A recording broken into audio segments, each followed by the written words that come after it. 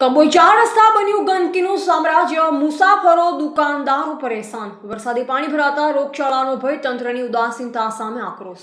કાંકરેજના કંબોઈ ચાર રસ્તા પર રોડની સાઈડોમાં દુકાનો આગળ વરસાદનું પાણી ભરાતા સાઈડો ગંદકીમાં ફેરવાઈ.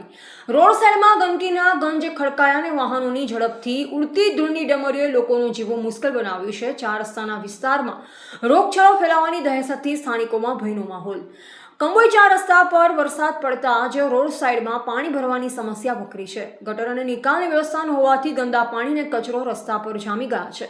વળી ચાર રસ્તા પરથી પસાર થતા વાહનોની અતિશય ઝડપના કારણે ધૂળની ડમરી ઉડી રહી છે, જે કારણે વાહન ચાલકો અને આસપાસના રહીશોને શ્વાસ લેવામાં તકલીફ પડી રહી છે. પણ ભરાવા અને ધૂળ ગંદકીના કારણે મચ્છરજન્ય અને પાણીજન્ય રોગો ફાટી નીકળવાનો ભય સેવાઈ રહ્યો છે.